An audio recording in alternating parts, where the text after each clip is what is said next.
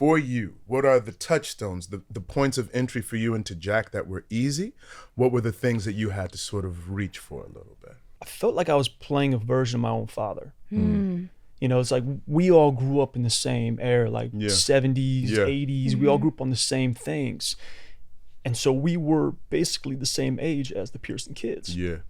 So when I would look at, like, read Jack and kind of hear his kind of essence and his spirit, I'm like, oh, this feels like just a version of Pete, of my own father.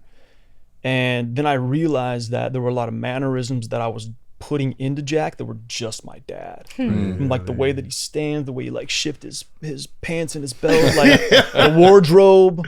He never had a mustache, but so did he do that with the hair a lot? Oh, That's yeah, that's a signature like Milo Jack move. Yeah. Okay. Or like this one, kind of like, you know, like patting that. Yeah. But so I was like kind of playing a version of my dad, and like my best friend growing up, like he is a really good father to his kids, and of course, you know, like, you know, you guys all have kids and all that. And I just like started to kind of see that and like really like plug that in, like the essentials of who Jack is. Yeah.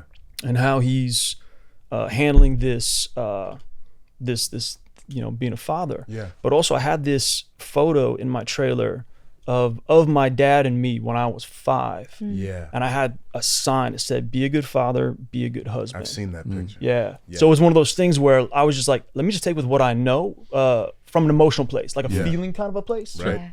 Because the words are there. Build the character. A majority of it was literally just bouncing off of you, picking up what you do, what you did, to create that character. You know, it's like it wouldn't be Jack if it wasn't for Mandy. Yeah. So like that's stuff of like what I knew. Yeah. What I struggled with was the alcoholism side of him. Okay.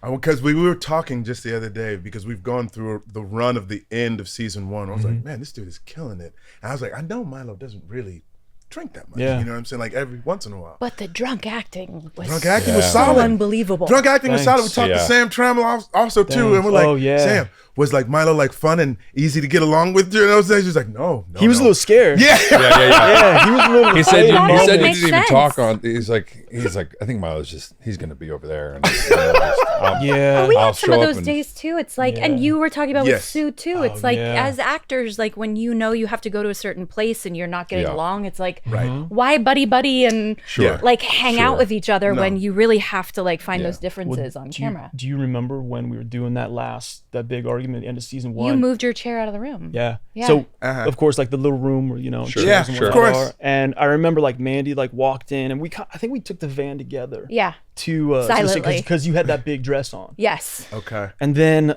we get there and we walk into the room, Cricky's sound room. Yeah.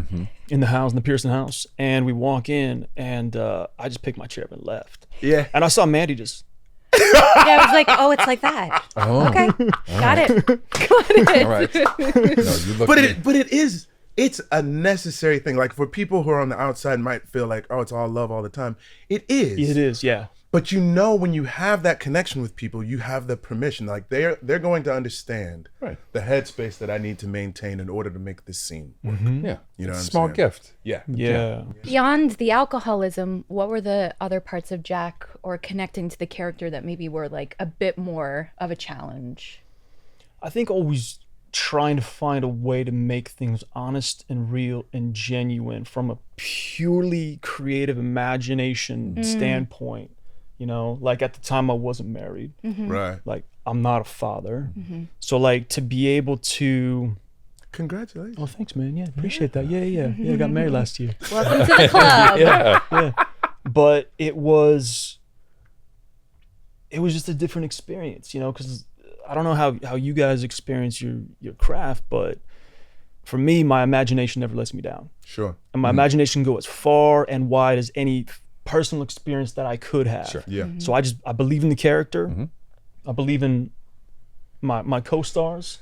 I feel like I truly only show up for them, not for myself, like show up for them first. Yeah.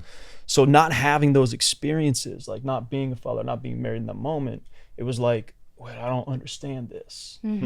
So it's let me have faith in my imagination, how far it's gonna go, but also just like approach it with love. Like I had a a professor at UCLA when I was going to school there who said, approach everything with love, no matter what kind of character you're playing. Right. Find the love in that character. It was very easy. Jack was a lovable guy, and you know, our family was very lovable. But I mean, I think, you know, connecting to the kids and trying to find a way to work within that, and like, they're not ours, they're not mine, but also like fuck, I loved all those kids too. Yeah. You know, like Great. really truly still just like look at them and like they're growing up. I start Yeah. crying. Totally. Yeah. You know, I think we've talked about it several times, the theme on the podcast about who populates this world. And there are all of these characters from our television past who populate this world that make the world feel like home, that make it feel familiar, Right. that make it feel like, why do I know that person? Oh, that's the mom from that 70s show, or Sure. that's, you know what I Yeah. mean? Like, and it's populated in a way that it's not like a trick of casting. It populated so well.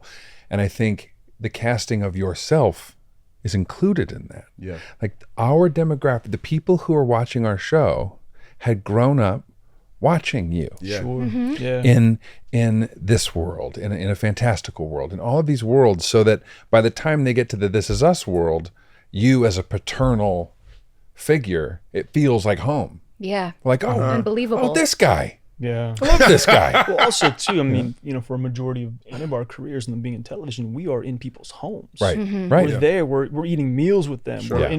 in bed with them. Yes. You know? Yeah. More importantly, yes. More importantly, yes. Yes. That's what I like. Like we are just kind of there for that experience of being home. So I think Yeah. there is that connective piece for the audience where we are so familiar, Yeah. where we are, you know, part of the family.